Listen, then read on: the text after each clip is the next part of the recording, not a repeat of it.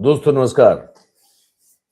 स्वागत है आप सभी का आप ही के अपने इस मंच पर जिसका नाम है मयूर जानी ऑफिशियल। बातचीत शुरू करें आपसे। ये छोटा सा वीडियो रहेगा।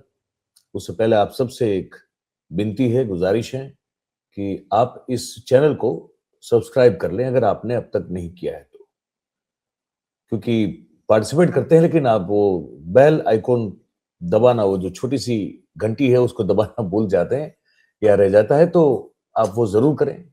अभी से इस चैनल को सब्सक्राइब कर लें और आप चाहें तो हमें आर्थिक सहयोग दे सकते हैं, हमको उसकी जरूरत है। तो वो जो स्क्रॉल आप देख रहे हैं नीचे टिकर चल रहा है, उसमें वो पूरी जानकारी है कि कैसे आप हमें आर्थिक सहयोग दे सकते हैं। अब आज बात करेंगे, छोटा सा वीडियो जैसे मैंने कहा छोटा सा रहेगा। प्रधानमंत्री मोदी ने फ्रांस के जो राष्ट्रपति हैं मैक्रोन, उनका स्वागत किया, उनको वेलकम किया मुंबई में।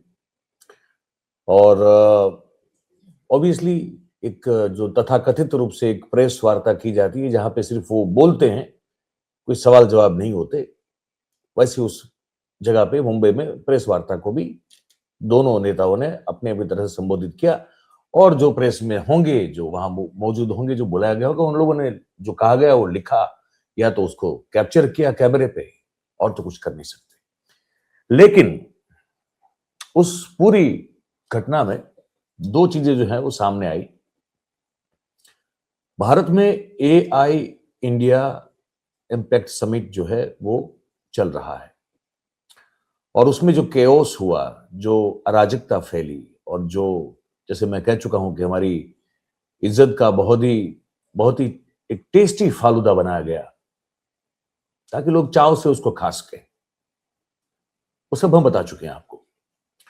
उस सब के बाद फिर जो ये मैक्रोन साहब के साथ ये बातचीत हुई और उसकी जो उस समय जो उन्होंने संबोधित किया, तो दो बातें सामने। एक कि साहब की वो जो तुकबंदी में वो जो एक दम हुआ करता था, है ना, मतलब तुकबंदी बड़ी लाजवाब किया करते थे मोदी साहब। तो अब वो तुकबंदी की तशरीफ जो है ना वो टूट चुकी है। आप समझ रहे हैं ना मेरी बात को? वो अब उनको कोई नया टोटका सोचना पड़ेगा, क्योंकि वो उधर से इधर से उधर चीजों को मिलाना, फिर जोड़ना, फिर कुछ अजीब सी वाहियात सी बातें जो हैं वो एक देश का, इतना बड़ा देश का प्रधानमंत्री जो है वो करता रहता था। पिछले साल जब फ्रांस में एआई समिट हुआ था तब भी उन्होंने जाके एआई को लेकर यही सब बातें कही थी। यही बातें करते रहते हैं। वैसी ही बात आज भी जब आप रिकॉर्ड कर रहा हूं तो कही है, आप तो इसको देखेंगे 18 तारीख को सुबह।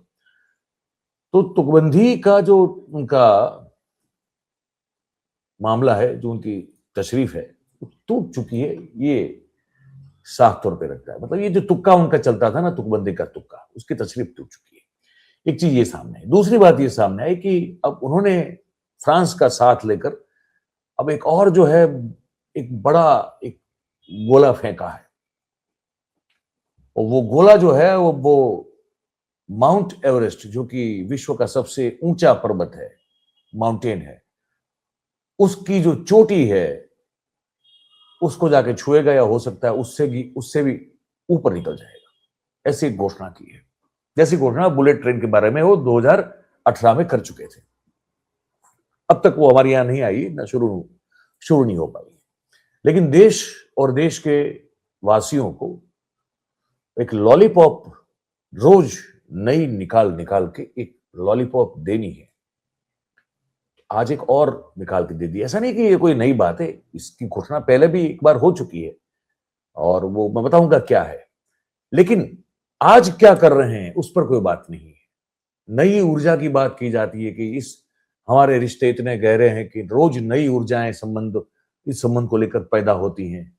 हर कोई मोदी साहब और उनकी चेले चपाटे नई ऊर्जा की बात करते हैं। वो ऊर्जा जाती किधर है, वो किसको मिलती है, इस देश में वो ऊर्जा कहां तक पहुंचती है, किन लोगों तक पहुंचती है, ये कोई कह नहीं पाता। लेकिन नई ऊर्जा जो है वो रोज हमारे यहां पैदा होती है। वैसे ही ये बात है, इसलिए मैंने कहा कि पहले ये दिखा देता हूं कि वो जो बातचीत कही उन्होंने। अब नहीं गले, हलक से नीचे ही नहीं उतर रहा है, जैसे ये सुनिए। आज भारत में हेलीकॉप्टर असेंबली लाइन का उद्घाटन इस गहरे विश्वास का एक और उज्जवल उदाहरण है।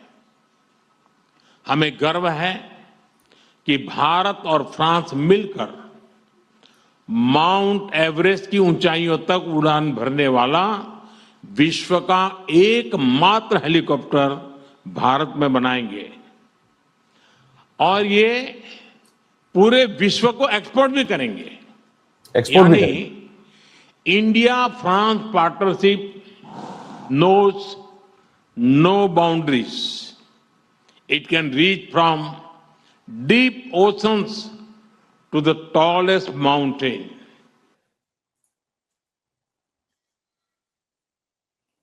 हो गया।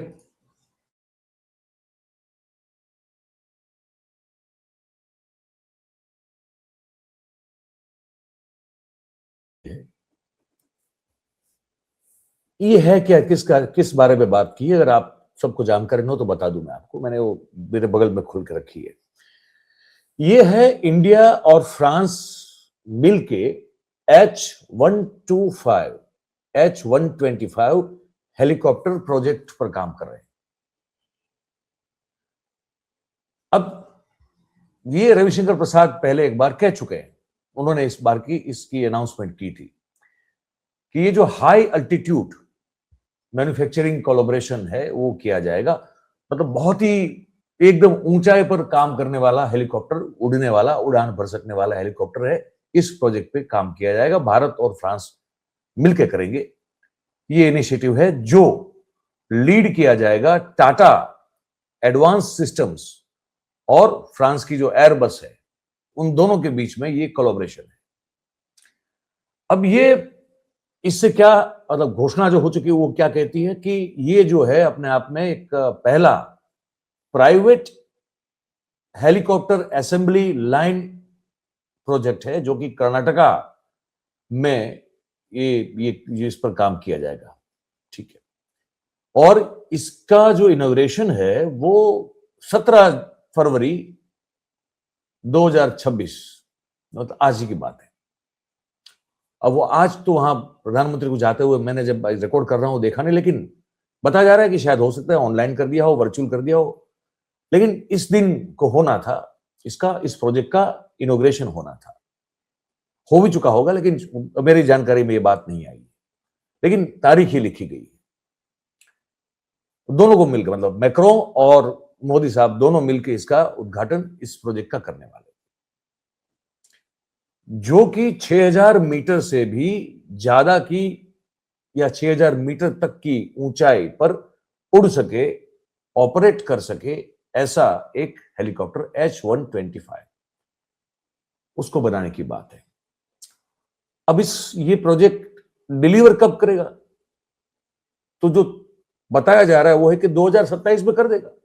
असेंबल तो करना है और क्या करना है, बनाना नहीं है। आप जिस चीज को समझ लीजिएगा, इसको बनाना नहीं है, असेंबल करना है, जोड़ना है।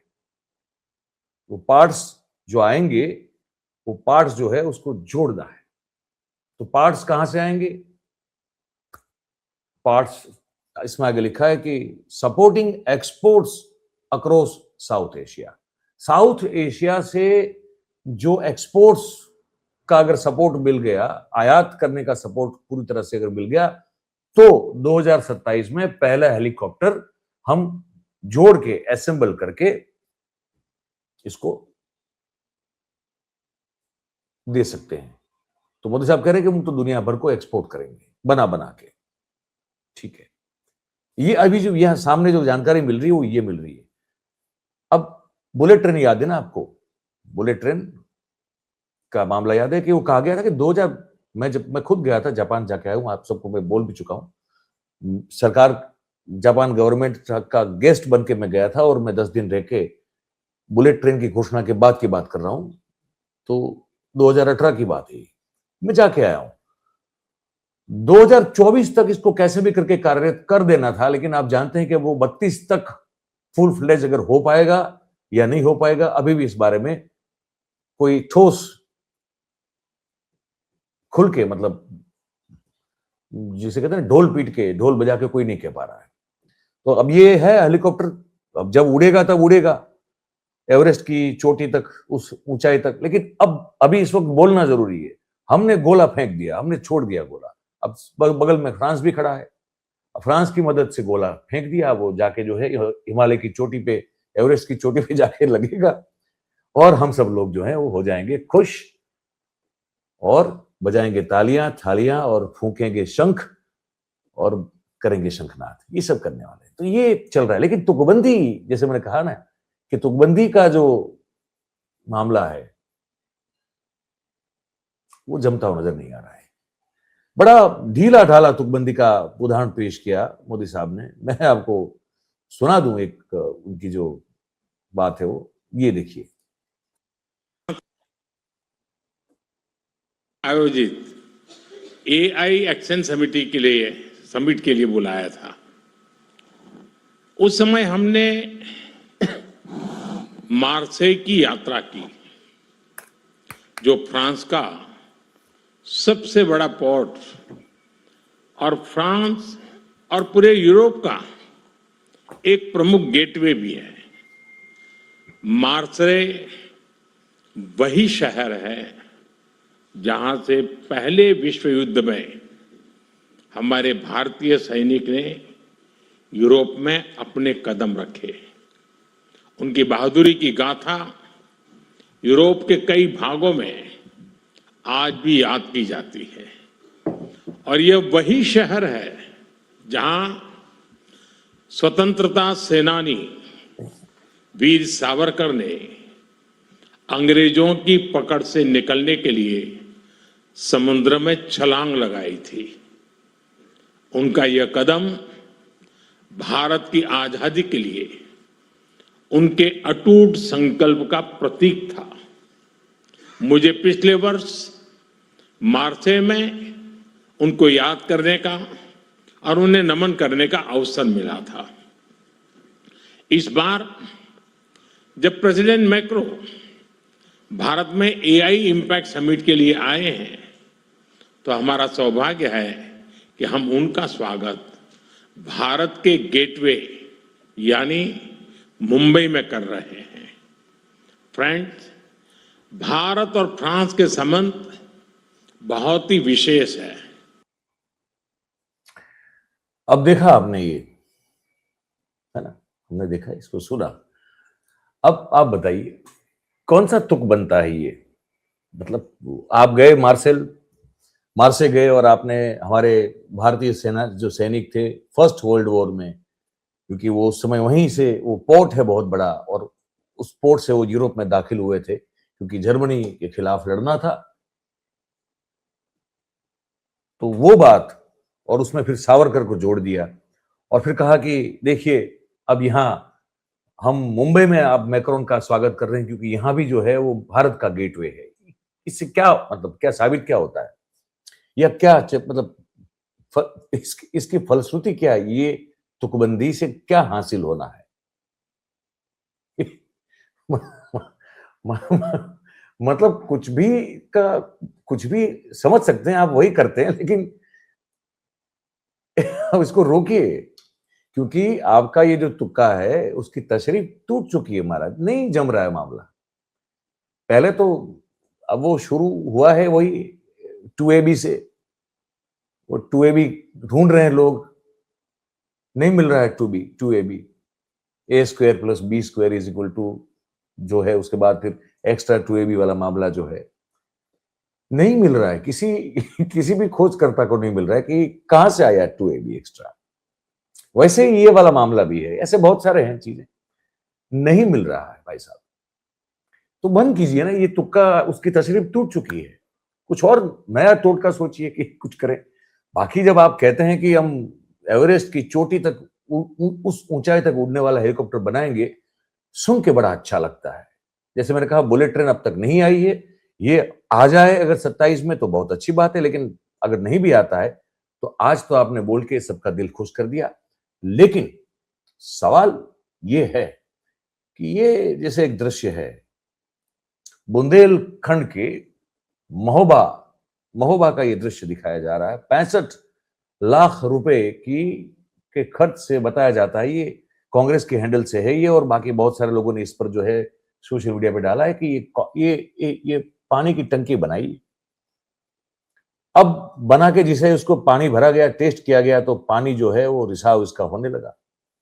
मैं कहता हूं कि हेलीकॉप्टर जब बने तब बने, ये टंकी जो है ना वो कम से कम ठीक बनाई, क्योंकि भाई साहब ये जो है ना ये रोजमर्रा की जीवन की जरूरत की चीजें हैं।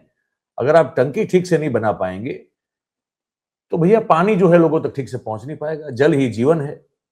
अब हेलीकॉप्टर तो जब उड़ेगा तब उड़ेगा, अब जब एक्सपोर्ट करेंगे तो करेंगे, लेकिन ये पानी की टंकी अगर ठीक से बना देंगे तो क्या है कि रोज लोगों को जो है पानी काम की चीज है वो लोगों तक पहुंचता रहेगा। अब यही ठीक से नहीं बन रही है। आपने देखा एक टंकी हमारे गुजरात में टूट पड़ी, जैसे इसी तरह से वो टेस्ट करने के लिए पहली बार पानी भरा गया तो वो भी लाखों की कीमत से बनाई गई थी, वो धड़ाम से जो है गिरी और टूट गई। तो पानी की टंकी पहले ठीक से बना लो। हेलीकॉप्टर तो है भाई साहब, वो फ्रांस और अमेरिका और ये सब लोग जो है बनाते रहते हैं, वो बनाते रहेंगे। या फिर आप ये ठीक से बनाए, ये जो तेजस्वी सूर्या है ना, कर्नाटका भारतीय जनता पार्टी के बड़े तेजस्वी सांसद, ये उनके मत क्षेत्र का एक बस अड्डा है, वहां का एक स्काई वॉक का एरिया है। माफ कीजिएगा। अब ये देखिए लिफ्ट है जो ऊपर से नीचे, नीचे से ऊपर आपको लेके जाएगी, लेकिन उसका हाल आप देखिए। मैं कहता हूं कि ये सब जो बहुत बेसिक चीजें हैं इसको ठीक से बना लिया कीजिए, फिर देश को बनाना या देश के लोगों को बनाना जो है बेवकूफ बनाना, वो जरूरत नहीं पड़ेगी। और ये सब ठीक से करेंगे तो बेवकूफ बनाने की जरूरत नहीं पड़ेगी किसी को। आपको आप चीजें ठीक से बना ले, ये स्काई वॉक ठीक से बना ले, पानी की टंकी ठीक से बना ले, वो जो हाईवेज बनते हैं वो हाईवेज जो है वो तुरंत उखड़ जाते हैं, उसमें गड्ढे पड़ जाते हैं, सरिया बाहर निकल आता है, ये ठीक से बना ले। मैं तो ये कहता हूं, आप सुनिए, मैं कहता हूं कि ये इस तरह के ये जो बनते हैं उसमें जो सरिये बनाए जाते हैं ना, उसको ठीक कम से कम ठीक से बना ले। जैसे ये देख लीजिए, अब ये अगर टीएमटी सरिया है और अगर इस तरह से टूट रहा है, ये आईपी सिंह साहब ने इसको डाला हुआ है अपने हैंडल पे। अब देखिए, अब ये कह रहे हैं कि लोहा भी नकली है। अब टीएमटी सरिया तो बड़ी, अगर टीएमटी सरिया मजबूत नहीं होगा तो फिर कोई भी कंस्ट्रक्शन कैसे टिक पाएगा। लेकिन अब ये बताया जा रहा है कि ये भी इस तरह से जो है, जैसे बिस्कुट टूटता है ना इस खट से, क्रंची बिस्किट नहीं होता है जो टूट जाता है, ऐसे यूं उसकी एड भी बनाते हैं तो ऐसे यूं तोड़ते हैं और वो जो टूटने के बाद का वो जो है पूरा वो स्लो मोशन में दिखाते हैं। अब ये ऐसे सरिया टूट रहा है तो ये बना ले ठीक से। हेलीकॉप्टर तो बनेगा बाद में, है ना, हेलीकॉप्टर कहां जा रहा है भागा, वो बन जाएगा। तो ये इस तरह की चीजें जो बेसिक हैं भाई साहब, उसको आप जरा बना ले। वरना क्या होता है कि फिर देश में ऐसी ऐसी चीजें हो जाती हैं, ऐसे ही ये मनोवृत्ति के कारण और ये जो सोच पूरे देश में आप फैला चुके हैं, उसके कारण फिर हो क्या जाता है, हो ये जाता है कि लोगों के दिमाग में सड़न पैदा हो जाती है। और सड़न ऐसी पैदा होती है कि जो पूरे देश को कलुषित कर देती है, प्रदूषित कर देती है। अब आप कहीं, ये कभी और वीडियो दिखाऊंगा, आप कहीं जा रहे हैं भाई, आप जहां भी जाएं, चाहे वो प्रवासन की जगह हो, टूरिस्ट स्पॉट हो, जो भी हो, आप जहां जाएंगे तो आप तो उस जगह का आनंद लेने की कोशिश करेंगे, वो नजारे को एंजॉय करने की कोशिश करेंगे, उस आबो हवा को महसूस करने की कोशिश करेंगे, या फिर आप अपनी गंध फैलाने की कोशिश करेंगे। लेकिन आजकल हर कोई जो है अपनी गंध फैलाना चाहता है, सुगंध नहीं, दुर्गंध, और बड़े गौरव से अपनी दुर्गंध फैलाना चाहता है। इस सोच का नतीजा है, जो सोच इस देश के सत्ता में बैठे हुए लोगों ने पूरे देश में, मतलब समझ लीजिए कि 70-80% लोगों के मन में ये सोच डाल दी है शायद। गंध फैलाओ, फेंको, जोर से फेंको और गौरव से फेंको, और किसको तकलीफ होती है तो हो, आपके लिए उतना ही जरूरी है बस ये होना जरूरी कि आप दिखावा कर सको कि आप सनातनी हो, आप हिंदू हो और आप किसी न किसी भगवान के बड़े भक्त हो, बस इतना काफी है। उसके बाद जो चाहे वो करो, और कोई रोके टोके तो फिर बताओ उसको कि हम कौन है। तो हरियाणा के कुछ हमारे भाई जो हैं वो चले गए पहाड़ी इलाके में। कैसे गए? उन्होंने कहा कि हम अब जा रहे हैं तो पहाड़ों के लोगों को पता होना चाहिए कि हम आए हैं। कैसे पता चलेगा? तो बोले भैया आप जा रहे हैं मोटरसाइकिल से, तो मोटरसाइकिल का जो साइलेंसर होता है, जो उस मशीन की आवाज को काफी कम करता है, वो साइलेंसर अगर निकाल देंगे तो आवाज धड़ाके से आएगी, एकदम गजब की, कान के पर्दे को चीर फाड़ देने वाली आवाज आएगी। और पहाड़ों में तो ये आवाज बहुत गूंजती है, फिर तो इको हो जाएगी, तो डबल या 3 गुना उसका इंपैक्ट हो जाएगा। तो लोगों को पता चलेगा कि आए हैं भाई हम हरियाणा से पहाड़ों को घूमने के लिए। ये हुआ। फिर ये दिखाता हूं मैं आपको, देखिए।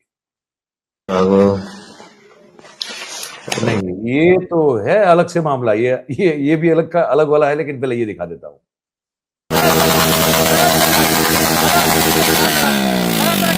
लगा लगा तेरे कान, लगा इस पे, लगा इसके कान। तुम भोले के भक्त हो, तुम ये पहाड़ों में ऐसा करोगे क्या? पहाड़ों में करोगे ऐसा? जीना आराम कर दिया तुमने सालों। यहाँ रास्ता भटक गए थे तुम। लगा तेरे इसके भी कान, लगा। चल भाई मैंने सुन लिया, मैंने पेरा है। लगा इनके कान, लगा इस पे। पैर पे एक बार बताओ, तुम पहाड़ों में आ रहे हो, तुमने पहाड़ों का पूरा माहौल खराब कर दिया है। कोई बात नहीं भाई। ये साइलेंसर निकाल के आ रहे हो तुम पहाड़ों पे। अपनी गलती मान लगा इस पे, साइलेंसर लगा, तब तुम्हारी बाइक जाएगी। अब साइलेंसर लगाओ इस पे। लोकल हम रोकेंगे तुम्हें, मारेंगे तुम्हें। तुमने क्या नौटंकी कर रखी है? अरे भाई पाइप कैसे फट गया? इस गाड़ी का भी फट गया, इस गाड़ी का भी फट गया। कंपनी से ज्यादा जानते तो फटा नहीं भाई, ये उतार के रख रखे है। क्यों रखा उतार के? पहाड़ों में लोग नहीं रहते क्या? पहाड़ों में लोग नहीं रहते हैं क्या? गलती मान के भाई, हम अपनी गलती मान है, कोई बात नहीं। कहोगे आगे नहीं होगा, ठीक है? आगे नहीं होगा। तुम्हारे इस आतंक ने ना पहाड़ों की नींद हराम कर रखी है। झंडा लगा रखा, हम झंडे का सम्मान कर रहे हैं, भोले का सम्मान है। क्या है झंडा, किस चीज का है बता मेरे को। बजरंग बली की भक्ति करते हो बेटा, तो पहाड़ है ये। किस चीज में आया तो यार? बजरंग बली की भक्ति कर रहे हैं, लगा इसके झंडा लगा दिया है, तो कुछ भी कर सकते हैं, है ना? ये खुली छूट है आज हमारे देश में। ये खुली छूट है कि कोई ना कोई धार्मिक चिन्ह के पीछे अपनी गंदगी को, उसको आगे रख के तुम फैला सकते हो, अपनी दुर्गंध को फैला सकते हो। ये छूट मिली हुई है। और ऐसी छूट जो आजकल के अब जो है युवा, मतलब बच्चे, विद्यार्थी भी ले रहे हैं। एक टीचर जो है, वो एक वीडियो दिखा रहा हूं, एक टीचर ने वो वीडियो डाली हुई है। एक विद्यार्थी ने पेपर जो है वो खाली रखा है, कुछ और अलग से लिखा है, कहा है जय श्री राम, जय बजरंगबली, जय भोलेनाथ, ये सब लिखा। फिर कुछ और लिखा, फिर 100-100 रुपए की 2 नोट जो है उस पेपर में चिपका दी। वो कहा कि पास कर दो, 100 में से 100 मार्क दे दो हमको, हम भगवान के भक्त हैं। ये देखिए, ये है वो वीडियो, ये देखिए। जय श्री राम, जय हनुमान दादा। और ये सॉरी सर, गलती से छूट गया। चल मेरी भी कॉपी गुरु के पास, इच्छा होगी तो करेगा पास। इस तरह आप लोग को लिखना। और ये बाबर के बाप का नाम छत्रपति शिवाजी महाराज, 100 में 100, जय श्री राम। और थोड़े पैसे लगा रखिए, इसको लगाने से अपने को 100 में 100 मिल जाएंगे। छूट गया। लाडले मियाऊं गु गु गु गु गु। ये है वो विद्यार्थी देश का, जो आने वाले समय में जब AI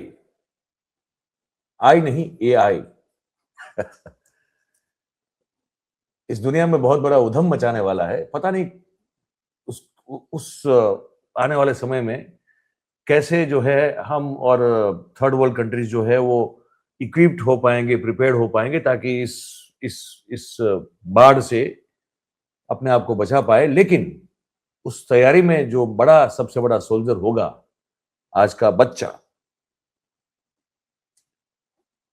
उनमें से एक जो है ये लिख रहा है। बाबर का बाप का नाम छत्रपति शिवाजी महाराज, पहले उसने लिखा ये, उससे पहले लिखा कि जय बजरंगबली महादेव हर वगैरह वगैरह।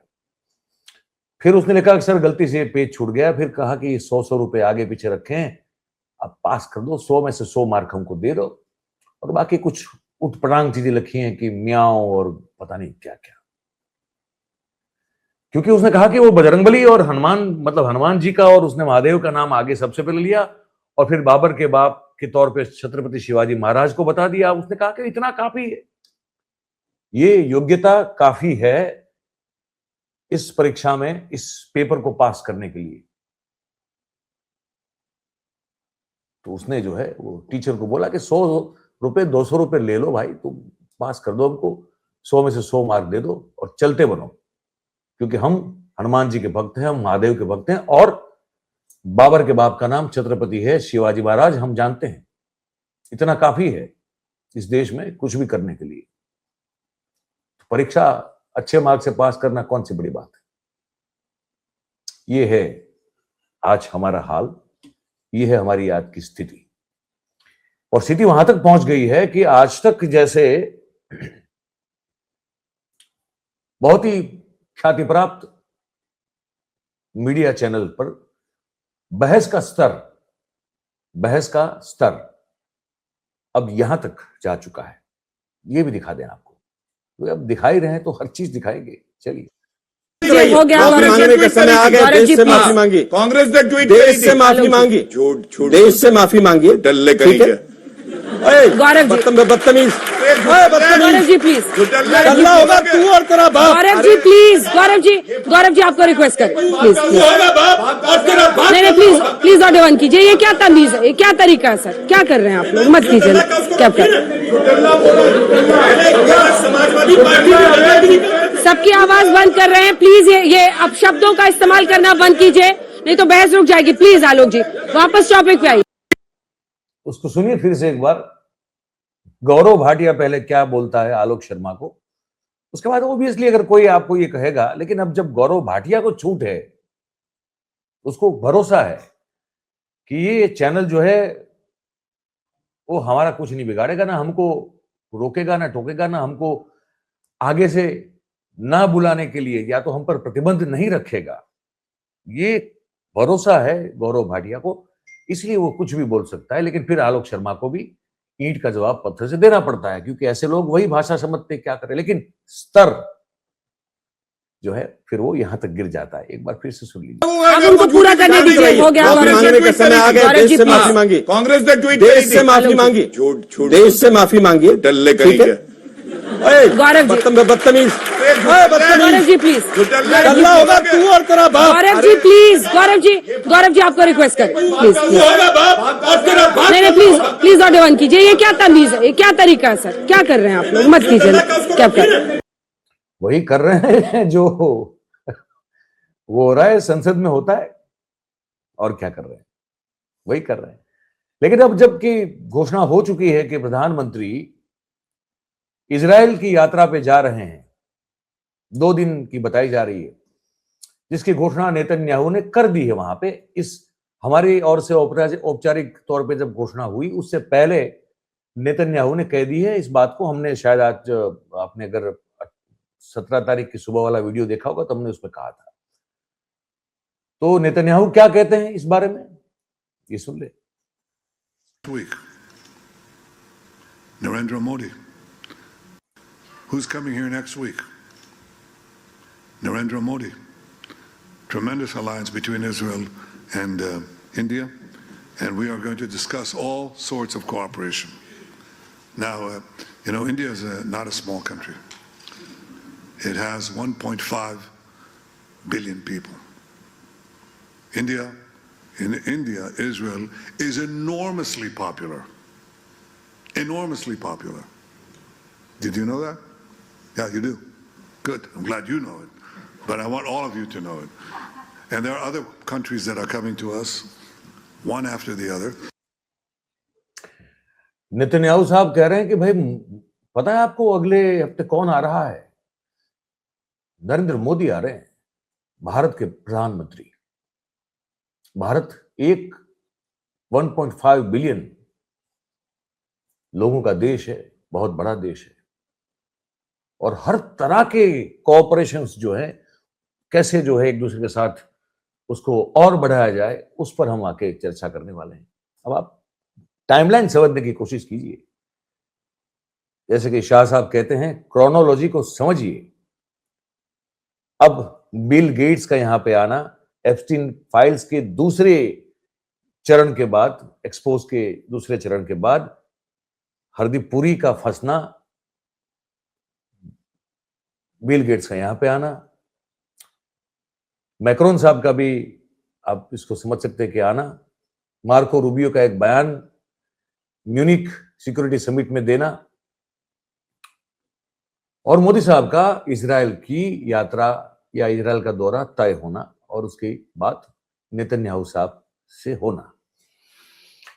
पेच बहुत फंसे हुए हैं भाई लोग और बहनें हमारी, और हम बिल्कुल लगातार उस पर जो है नजर जमा के बैठे हैं। और यकीन तो हमको इतना है, जो हम लगातार कहते हैं कि इस देश को अमेरिका नहीं दबा रहा है, इस देश को जो दबा रहा है वो है इजराइल। और इजराइल को चलाने वाले, इजराइल में रहते हुए और इजराइल के बाहर रहते हुए जितने भी जो बड़े धुरंधर ज्यूज हैं, जिनका एक पूरा कबाल बना हुआ है, इसमें रोथशाइल्ड भी हो सकते हैं, आप रॉकफेलर भी कह सकते हैं, और भी बहुत सारे हैं। एक हमारे बड़े बुजुर्ग दोस्त हुआ करते थे, अनिल भाई। अनिल भाई फाइनेंस की दुनिया में बहुत अच्छा काम करते थे। मैं बात कर रहा हूं 10-12 साल पहले की। और वो तब मुझे कहते थे कि मयूर भाई, ये आप जो IMF या वर्ल्ड बैंक या फेडरल रिजर्व अमेरिका का, ये सब आप जो है, बोले भले आप पत्रकार हैं, लेकिन आपको भी नहीं पता है कि इसके पीछे जो एक बहुत ही डार्क ट्रूथ है वो क्या है। तब मैं समझने की कोशिश करता था, लेकिन अब कोई चीजें सामने नहीं आती थी, तो उनकी बात सिर्फ सुनता था। और अब समझ में आ रहा है कि ये सब लोग हैं जो पूरी दुनिया की चोटी को अपने हाथ में पकड़कर अपनी मर्जी से सबको चलाना चाहते हैं, और हमारी चोटी जो है उनकी पकड़ में आ चुकी है। तो देखते हैं आगे क्या होता है। आज बस इतना ही। आप सबसे गुजारिश है कि आप इस मुद्दे पर अपनी जो राय बनती हो, जो आपकी प्रतिक्रिया हो, हमको लिख के जरूर से कमेंट के जरिए भेजें। और अगर आपको लगता है कि बातचीत को और लोगों तक पहुंचाना सही रहेगा, तो इस वीडियो की लिंक को आप शेयर करें। और अगर सब्सक्राइब नहीं किया है आपने अब तक, तो कर लें। नीचे जो स्क्रॉल चल रहा है उसमें आप आर्थिक सहयोग हमको कैसे कर सकते हैं उसके बारे में जानकारी है, तो वो आपसे उम्मीद है कि आप हमको सहयोग करेंगे। जो चाहे, जितना चाहे कर सकते हैं, हम आपसे अपील करते हैं। आप सबका दिन बहुत सही रहे, अच्छा रहे, स्वस्थ रहे, आप शुभ रहे आपका समय, ये प्रार्थना आपके लिए करते हैं, शुभकामना देते हैं। बहुत बहुत धन्यवाद करेंगे हमारे साथ इस बातचीत में जुड़ने के लिए। Thank you very much. नमस्कार।